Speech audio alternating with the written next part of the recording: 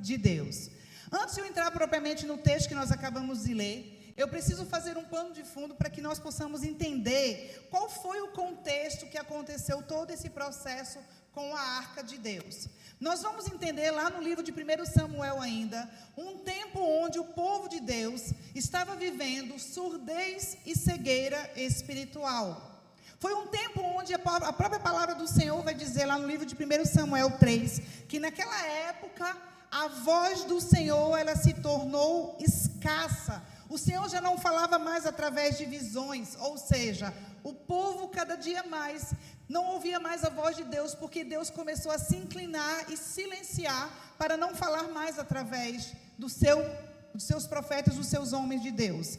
E nós estamos falando de um contexto onde havia um homem que representava a Deus. Naquela época, os sacerdotes eram a representação de Deus na terra, eram os mensageiros para pregoar a mensagem, para falar a respeito das boas novas do Senhor para o seu povo. O sacerdote, ele tinha uma direção do céu e trazia para a terra, para o povo de Deus, toda a direção. Mas nós estamos falando de um homem, um sacerdote, chamado Eli, que na verdade esse homem, ele ao longo do tempo, ele começou a se distanciar de Deus. Ele começou a se distanciar dos propósitos que Deus tinha para a vida dele. E se nós formos entender um pouco mais a história e a Bíblia, nós vamos ver que os sacerdotes, eles vêm de uma linha sacerdotal, ou seja, o sacerdócio ele era passado de pai para filhos. Então, naturalmente, os seus filhos deveriam dar continuidade ao sacerdócio de Eli. Mas a Bíblia vai dizer que os dois filhos de Eli, Ofni e Finéias, eles começam agora a se corromper, eles começam agora a perder o temor pela presença de Deus, ao ponto de começarem a ter relações sexuais com mulheres no próprio templo de Deus. Se nós pudéssemos contextualizar, é como se fossem os filhos dos pastores se corrompendo e corrompendo dentro da casa de Deus.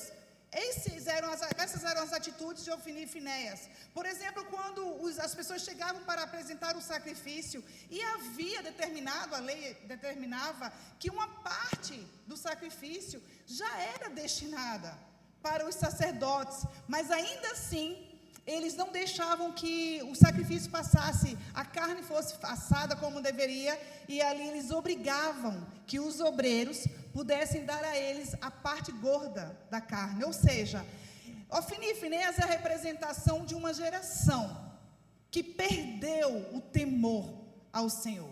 Ofni e Finéias representam aquelas pessoas que já estão familiarizadas demais com o ambiente da igreja, familiarizadas demais com aquilo que eles consideram cotidiano e rotineiro. Eli tem conhecimento do que os seus filhos estão fazendo, mas Eli prefere negligenciar e não disciplinar os seus filhos. Inclusive, chega um profeta de Deus lá em Siló e vai falar para Eli: o Senhor me trouxe aqui para dizer que Ele está trazendo juízo para a sua casa, Eli. E um dos juízos que Deus estava falando para ele era: Deus está agora levantando um outro sacerdote. Os seus filhos não terão o privilégio de se tornarem sacerdotes, porque Deus está desprezando os seus filhos. E algo ainda mais sério Deus estava falando como juiz através do seu profeta. O profeta diz: e Deus me trouxe para a tua casa para dizer que os teus 2 filhos vão morrer no mesmo dia. Imagina para um pai receber a notícia, como juízo de Deus, que haveria de perder os seus 2 filhos no mesmo dia, 2 caixões saindo da casa de Eli. Então Deus já vinha vindo com juízo, e Deus já havia levantado de fato alguém para ser o seu futuro sacerdote, alguém que era o filho de uma mulher estéril, de uma mãe que chegava todos os anos lá em Siló e orava ao Senhor por um filho. De quem nós estamos falando? De Samuel. Então Deus permite que agora nasça Samuel para ser o seu profeta, para ser o seu sacerdote, para ser o seu futuro representante. Ou seja, enquanto Ana orava por um filho, Deus dava a Ana um filho e uma voz para que Deus pudesse voltar a falar. Está claro até aqui? Amém? Então, nesse tempo, Samuel estava crescendo ainda, E a Bíblia vai dizer agora que os israelitas estavam vivendo um tempo de guerras contra os filisteus. Os filisteus eram um povo que sempre estava em guerra contra o povo de Deus. E nesse contexto, quando eles estavam em guerra, os israelitas tiveram um primeiro combate. E nesse primeiro combate, 4.000 soldados morreram de uma só vez do exército de Israel. De uma só vez, Israel perde 4.000 homens.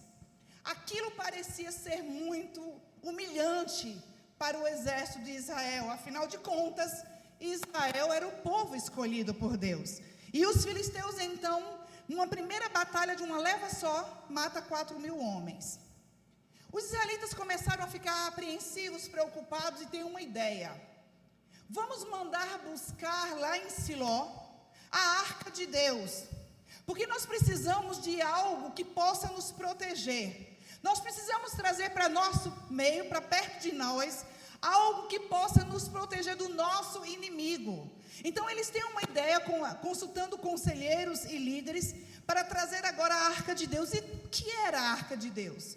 A arca de Deus era a representação da presença de Deus. Nós vamos ver lá desde o início, lá ainda em Êxodo, o Senhor dando instruções a Moisés sobre todos os detalhes para a confecção da arca. Então, havia princípios para serem cumpridos, desde o transporte da arca até mesmo o lugar onde ela deveria ser guardada. E aqueles homens agora, num afã de não serem mais humilhados pelo exército do inimigo, decidem agora trazer a arca de Deus. E uma vez o Senhor começou a ministrar o meu coração, porque nesse tempo em que eles trazem a arca de Deus, o primeiro combate que já havia tido um saldo de 4.000 homens mortos, agora o número cresce para 30.000 homens mortos. A arca parece que não protegeu o exército de Deus. A arca parece que não teve ali nenhum tipo de resultado, de efeito, que pudesse proteger aquele povo dos seus inimigos. E aí o Senhor começou a ministrar ao meu coração o seguinte: o problema, filha, é que alguns vão querer simplesmente só a arca de Deus, mas não vão querer o Deus da arca. Eles querem usar muitas vezes alguns recursos como um amuleto. E o Senhor não nem vai se deixar ser usado, e nem tampouco Ele é um amuleto para ser procurado simplesmente quando nós precisamos resolver um problema. Eles estavam muito confiantes que a arca de Deus seria suficiente para protegê-los dos inimigos. Recursos não vão resolver e não vão afugentar o seu inimigo. Nenhum tipo de dom, de talento, de performance afugenta inimigo. O que afugenta inimigo é uma vida santa e reta perante o Senhor. O que afugenta inimigo é uma vida que está reta diante de Deus. Então muitos estão achando que vão usar ao Senhor. O Senhor não vai se deixar ser usado, meu irmão. São aquilo que nós entendemos como recurso. Deus não está impressionado com a nossa performance no culto. Deus não está impressionado com a nossa voz bonita, com a nossa forma de pregar bem, nem a nossa forma de nos vestirmos. Deus se impressiona com um homem que nega ao pecado, que resiste ao diabo, que se sujeita a Deus, porque a Bíblia vai dizer: sujeitai-vos a Deus, resistir ao diabo, ele fugirá de vós. Então aqueles homens estavam pensando que trazer a arca seria suficiente para afugentar o inimigo. A Bíblia vai dizer que quando os filisteus souberam que a arca de Deus havia chegado, eles escutam gritos dos hebreus. Os hebreus, eu acredito que eles pensaram: não, agora nada de mal vai nos acontecer. Vamos participar das campanhas de oração, vamos participar e comprar, quem sabe, a rosa ungida. Deus não vai usar nada que vá ultrapassar o seu poder. E aí, nesse momento, quando eles escutam os gritos dos hebreus, por um momento, os filisteus pensam: estamos ferrados. Eles trouxeram a arca, e os deuses, eles chamam de deuses, os deuses deles são muito poderosos. Mas no mesmo momento alguém se levanta e fala: não se impressiona com gritos, porque gritos não fazem muralhas de Jericó cair. O que fez as muralhas de Jericó caírem foram os princípios de obediência. Não é grito que vai afugentar diabo, não é o princípio de obediência sendo cumprido. E naquele mesmo momento alguém vai dizer: vamos em frente. Nós não vamos aceitar sermos escravizados por ele. O contrário, nós é que vamos escravizá-los. Não se apeguem a recursos. Deus não se impressiona com os recursos. Ele se impressiona com alguém que é posicionado nele. E aí agora acontece o seguinte: quando nesse segundo embate entre filisteus e israelitas, 30.000 homens agora israelitas morrem. O massacre foi agora horrível, foi enorme, humilhação completa. Mas não bastava apenas os filisteus ganharem uma batalha de forma horrorosa. Eles, além de ganharem essa batalha matando 30.000 soldados, eles agora levam como despojo de guerra a arca da aliança de Deus. Eles levam agora, no meio dos israelitas, aquilo que seria a representação da presença de Deus. A arca de Deus era a representação da presença de Deus. E os filisteus agora saqueiam e levam a arca do Senhor. A humilhação estava grande demais para os israelitas. A Bíblia vai dizer que nesse momento, um mensageiro agora vai até a casa do sacerdote Eli. E agora quando ele chega e fala: olha, os seus 2 filhos, Ofni e Finéias, foram mortos no combate.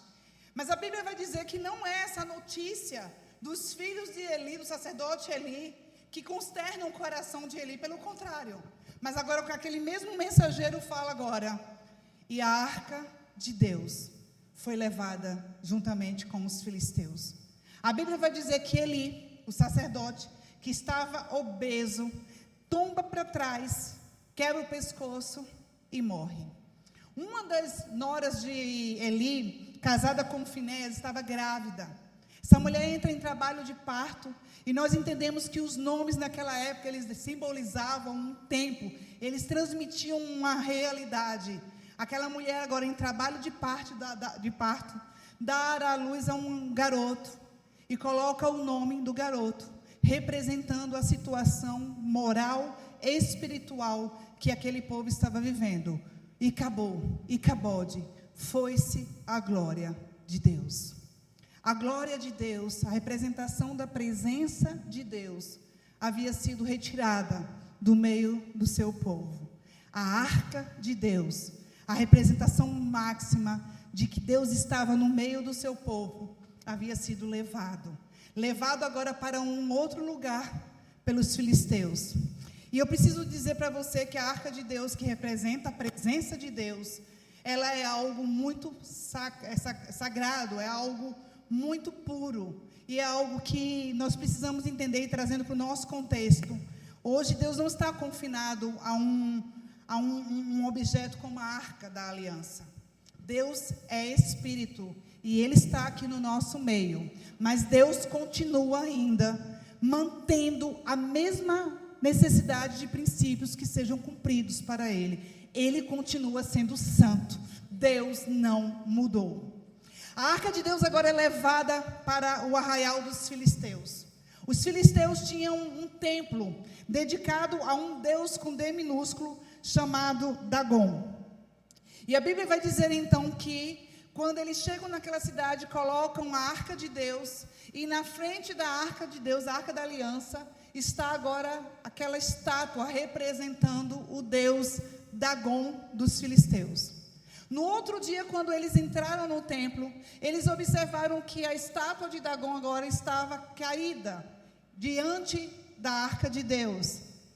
No primeiro momento, os filisteus pensaram que aquilo era uma infeliz coincidência, quem sabe. Eles agora reerguem o monumento da estátua do seu Deus e colocam novamente em frente à arca da aliança. No outro dia, quando eles vão acessar novamente o templo de Dagon, a Bíblia diz que não só a estátua de Dagon estava diante da arca da aliança, mas agora sem cabeça e sem braços. Deus verdadeiramente humilha o inimigo. E aí nesse momento eles percebem o seguinte: não dá para a gente manter na cidade de Asdod, vamos mandar para um outro lugar. E eles vão levar agora a arca de Deus para uma segunda cidade, chamada Gate. Mas a Bíblia vai dizer que o Senhor Deus castigou severamente aquele povo, ao ponto de que, enquanto a Arca da Aliança permaneceu 7 meses naquelas cidades ali do arraial dos filisteus, a Bíblia vai dizer que surgiram tumores em todas as pessoas, desde os mais jovens até os mais idosos. Aqueles que não morriam rapidamente, eles eram atingidos por vários tumores, e a Bíblia vai dizer que gritos de dor e aflição subiam incessantemente aos céus. E eu queria já trazer uma lição para as nossas vidas nessa noite. Nós vamos entender que a Arca da Aliança, ela estava num território do inimigo, um lugar onde ela não deveria estar. E eu quero já compartilhar com vocês uma lição. A presença de Deus em território inimigo vai gerar juízo. Eu queria que você pudesse repetir comigo. Presença de Deus em território inimigo gera juízo.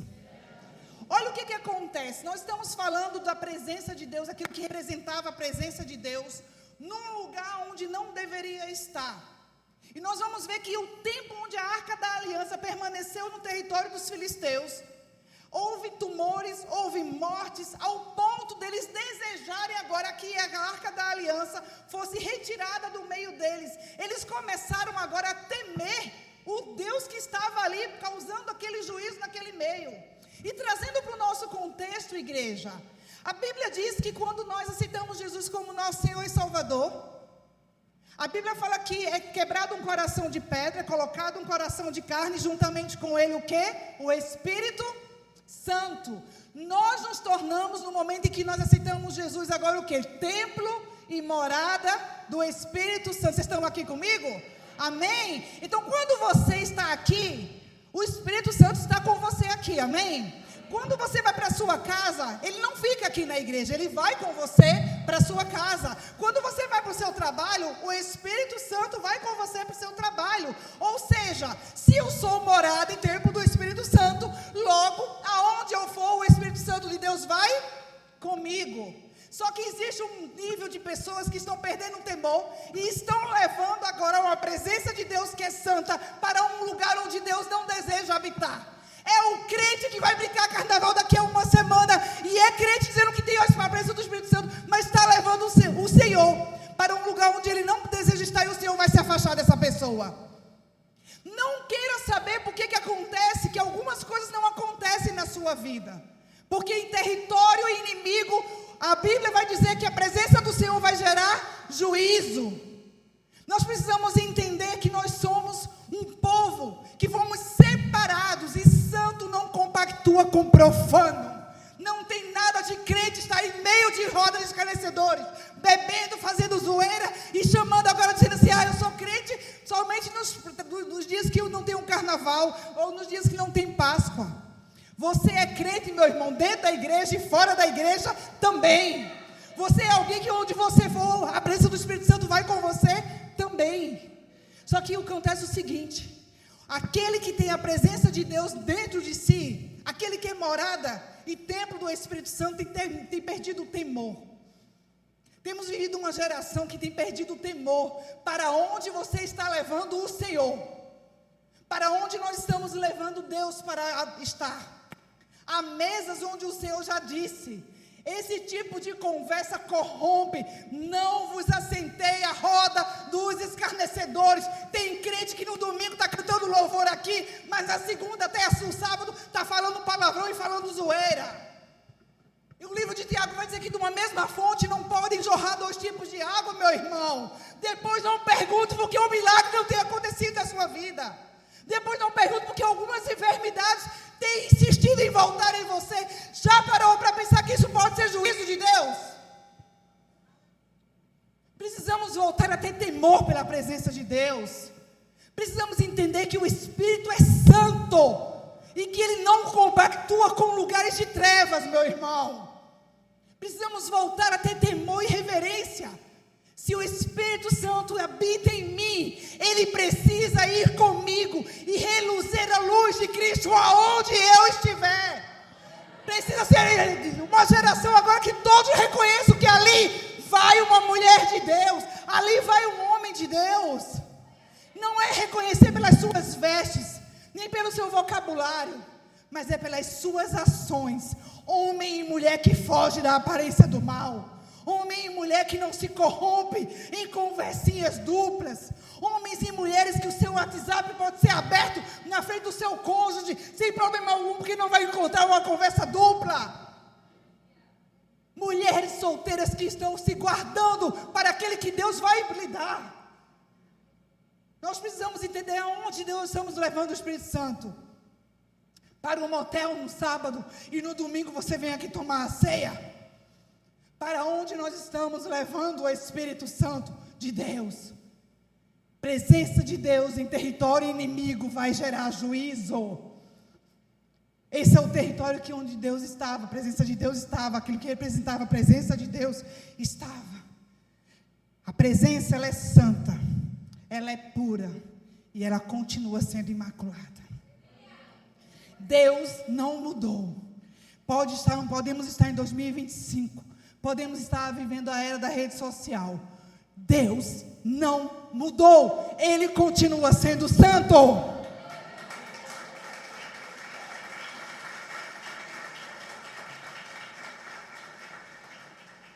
Aí a Bíblia vai dizer que 7 meses, a arca da aliança no território dos filisteus, eles falam, peraí, nós não queremos mais a arca da aliança dos hebreus aqui, está nos fazendo muito mal, vamos arrumar uma forma de tirar a arca daqui.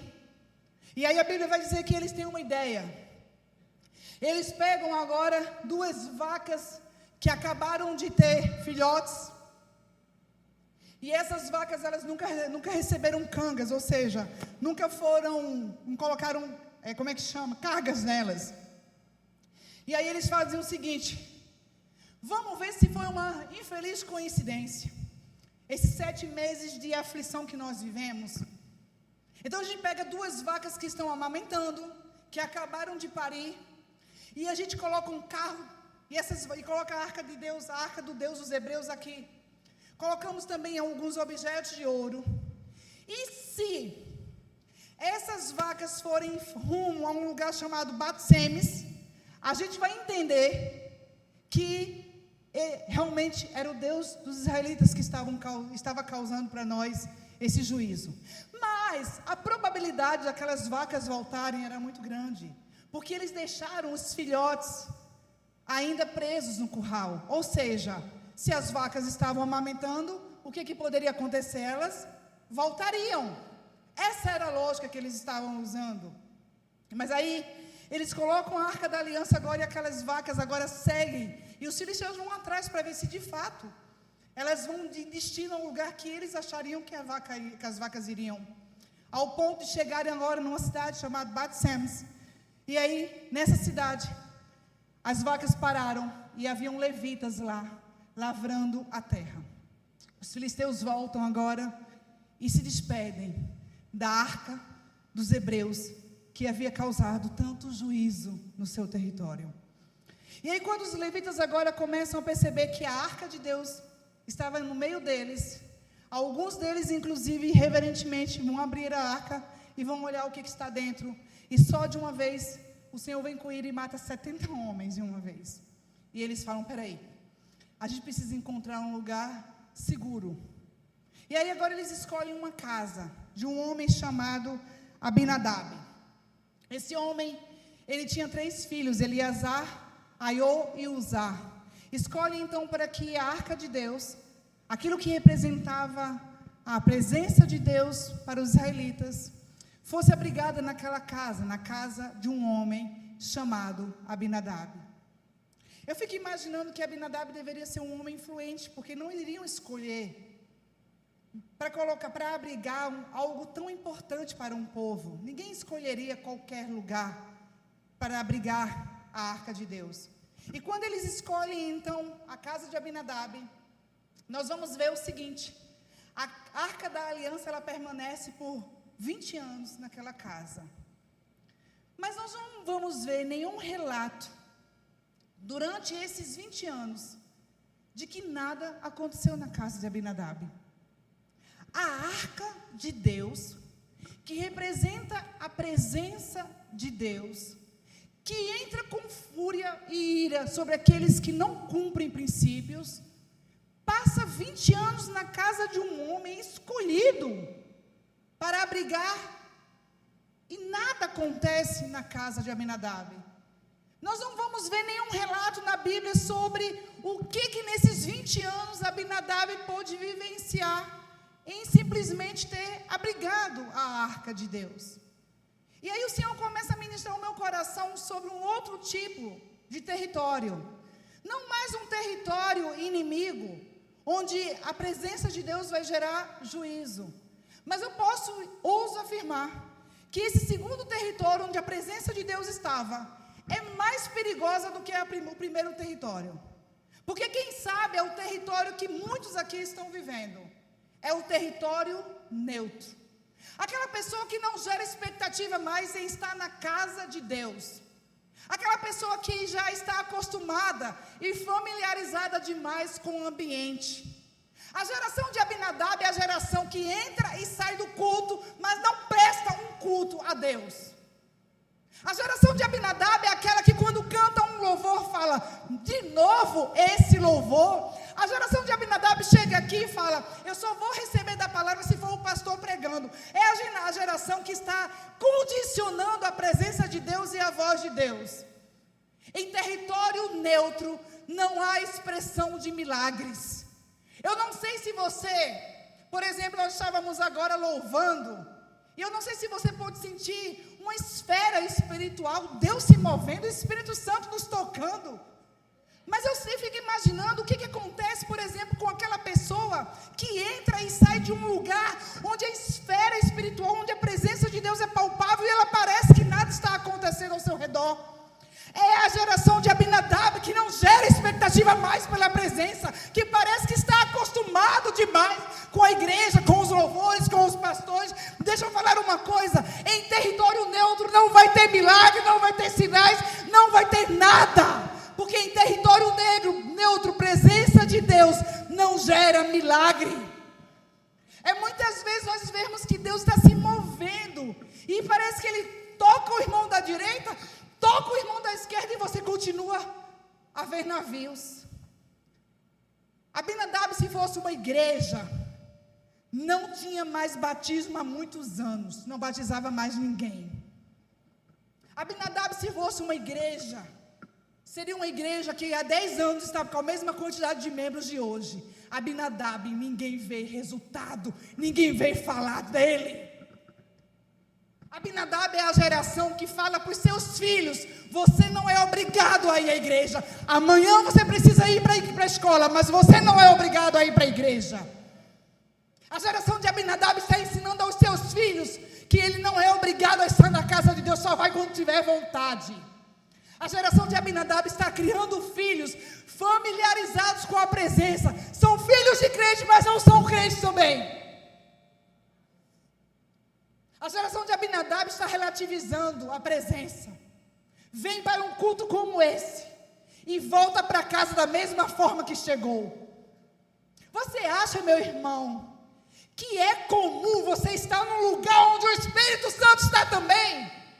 Você acha que é comum você estar num lugar e Deus que habita nos mais altos céus resolver visitar o mesmo lugar que você está? Isso é sobrenatural.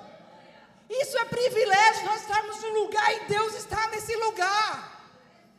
Mas a geração de Abinadab sai da igreja e vai para a pizzaria para falar dos pastores e dos líderes da igreja. Porque a geração de Abinadab está familiarizada demais com a presença.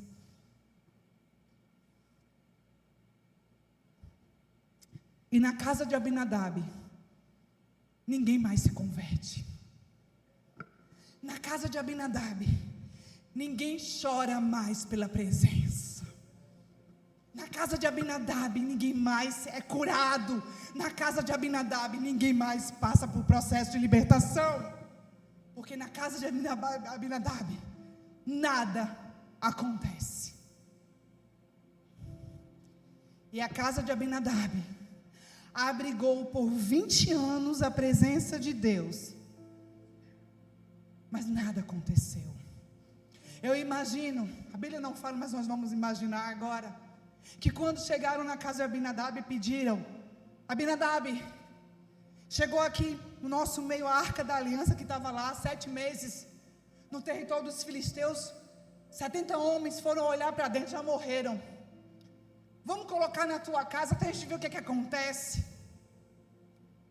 Eu fico imaginando que Abinadab falou: vamos, a minha casa ela foi estruturada, foi projetada para essa mobília, mas a arca de Deus você coloca lá no quartinho lá atrás, porque ela vai atrapalhar a estrutura da minha casa. Mas é a arca de Deus, não tem problema.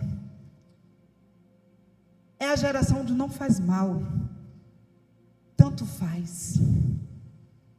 Se Abinadab precisou colocar a arca de Deus, imagino ele falando para os filhos, quando os filhos perguntaram: o que é isso?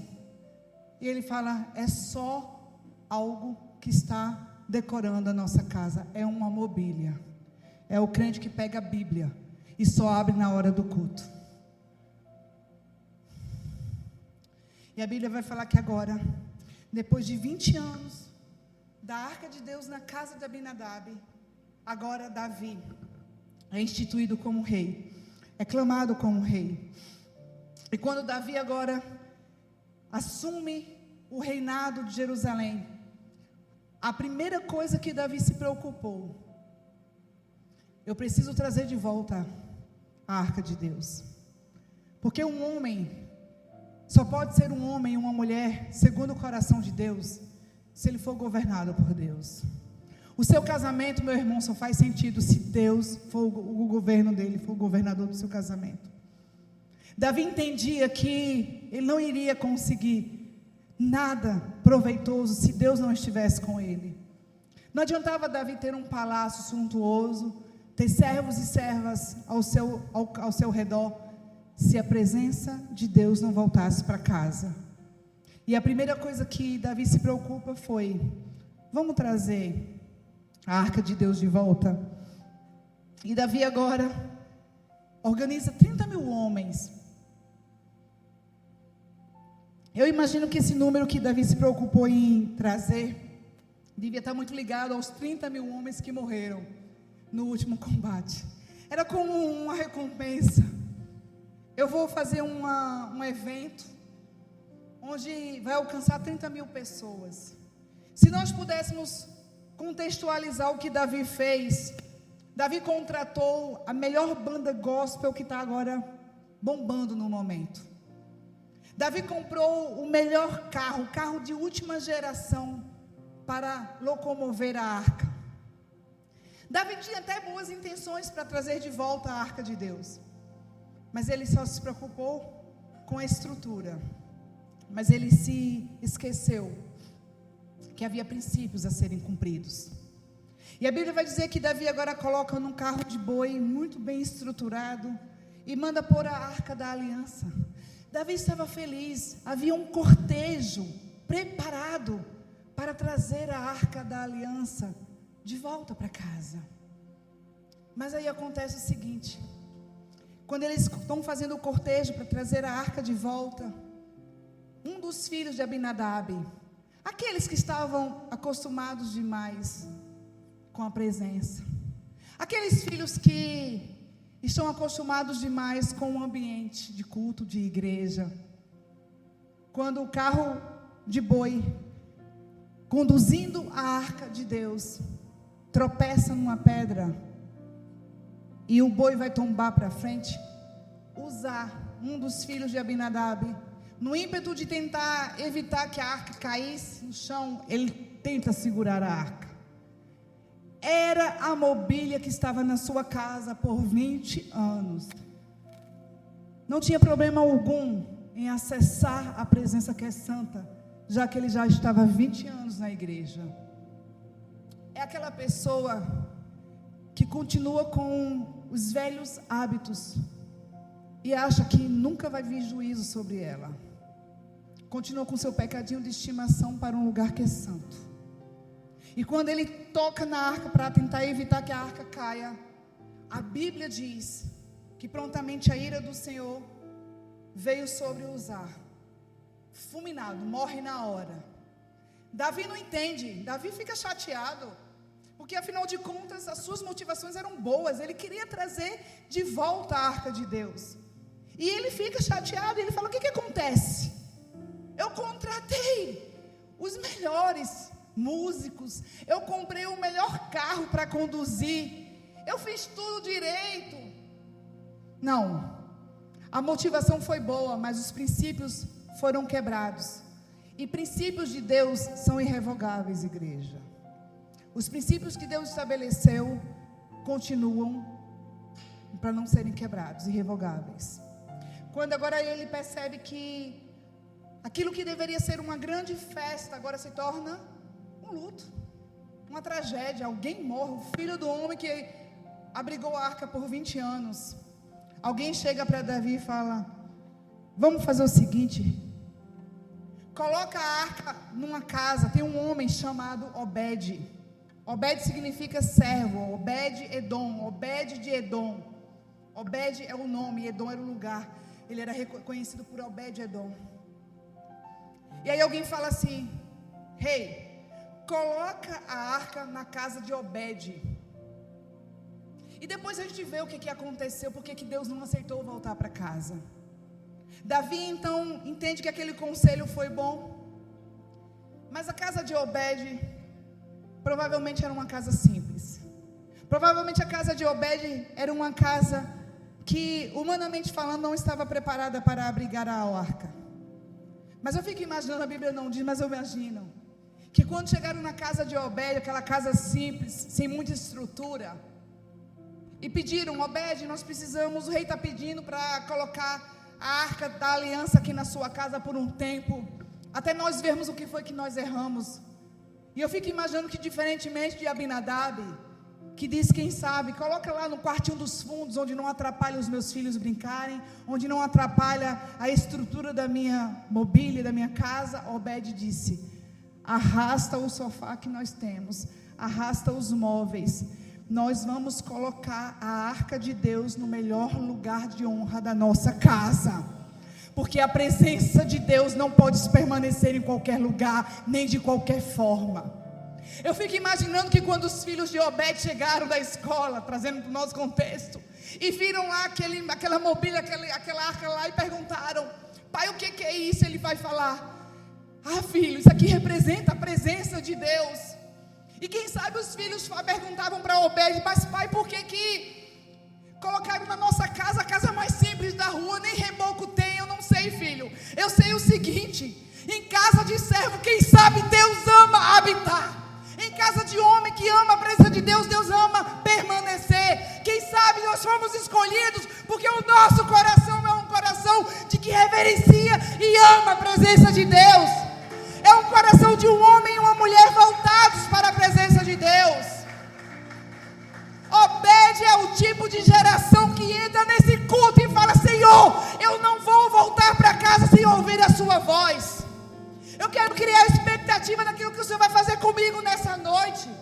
É uma geração que canta: fere meu coração com fome e sede de ti, mas é uma geração insaciável, de que quer mais do Senhor. A geração de Obed é a geração, se nós pudéssemos contextualizar, se Obed fosse uma igreja, é uma igreja que toda semana tem revisitante, porque em Obed gera frutos. A Bíblia vai dizer que a arca da aliança passou 3 meses, 90 dias na casa de Obed, e vai dizer, lá ela permaneceu por 3 meses, e o Senhor o abençoou grandemente, bem como todos da sua família. O Senhor tem abençoado grandemente a família de Obed, por causa da arca da aliança. É alguém que vai chegar a notícia: você viu a vida de fulano? Quando ele começou a procurar a Deus, Deus começou a fazer algo diferente naquela casa. Chegou aos ouvidos de Davi: Davi, tem alguma coisa acontecendo diferente? O quê? Sabe a arca da aliança? Sei. Passou 7 meses no território dos filisteus. Sim, eu sei. Só que no território inimigo, a arca de Deus, ela gerou juízo, matou, causou tumores. Deus que depois os filisteus foram parar na casa de Abinadab? Sim, eu sei. A arca de Deus passou 20 anos na casa de Abinadab, Davi. Sim, eu sei, eu mandei buscar lá. Mas Davi, qual foi o milagre que você ouviu falar da casa de Abinadab? Nenhum. Qual foi o dia que alguém foi curado de uma enfermidade da casa de Abinadab? Nenhum. Qual foi a pessoa que foi resgatada das trevas, que estava nas mãos de Satanás e foi liberta? Nenhum. Porque na casa de Abinadab era um território neutro. Território neutro não vai gerar milagres. Mas sabe a casa de Obed, Davi, sei. Aquela casinha simples que nós pedimos para abrigar enquanto a gente resolveu o que ia fazer com a arca, sim. Está chegando uma notícia. Deus está abençoando aquela família. Deus está abençoando aquela casa. Deus está fazendo algo diferente. E qual é a diferença? Porque na casa de servo, Deus ama permanecer. Na casa de servo, Deus ama fazer milagre. Eu fico imaginando que se a mulher de Obed fosse estéril, assim que a arca chegou, o ventre dela se abriu. Eu fico imaginando se na casa de Obed alguém estava correndo todos os dias em busca de emprego. Assim que a presença de Deus veio, a porta de emprego foi aberta, porque aquele que é servo, aquele que ama a presença de Deus, os milagres vão acompanhar. Então na casa de Obed se ouve falar que Deus vem com bênçãos, que Deus vem com milagres, porque na casa de Obed sinais acontecem. Se Obed fosse uma igreja, estava batizando gente a cada 6 meses. Porque em Obed, presença de Deus gera frutos. E aí, para finalizar, pode apagar as luzes. Eu não sei qual é a casa que talvez você se identifique nessa noite. Porque talvez exista geração que não tem temor mais e está levando a presença de Deus para qualquer lugar. O território dos filisteus pode representar aquela pessoa que já conhece a Deus e que tem andado com Deus, mas está distante da presença de Deus.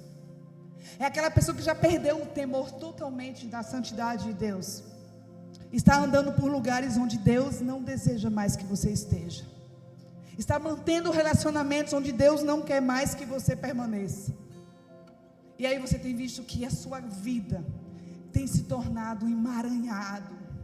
É juízo de Deus em cima de juízo. É aquela pessoa que não tem mais temor algum e que já colocou a presença de Deus como algo natural, comum, e não é. Talvez existam aqui uma geração de Abinadab, uma geração de homens e mulheres que vêm para a igreja só para cumprir uma tabela. Pessoas que já se acostumaram demais com o ambiente. Até se veste como crente, fala como crente, mas não tem mais sinais acompanhando. Não vê mais Deus realizar prodígios, maravilhas e milagres.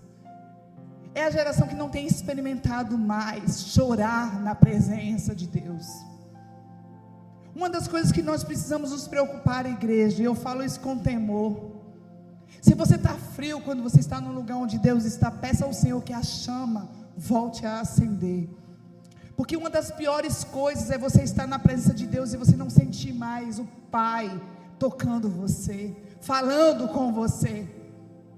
É uma geração que não chora mais na presença, que não deseja mais a presença, que acha que vir para uma igreja semanalmente, ir para uma célula, mas vê o milagre acontecendo na casa da direita, na casa da esquerda, mas não está vivendo milagres e maravilhas que Deus tem para realizar. Mas também, talvez existam aqui também a geração de Obed, que tem buscado a presença de forma incessante. Mas eu quero te falar uma coisa, independente, a presença de Deus, ela é uma só. Não se trata da presença, mas se trata de como você chega até essa presença.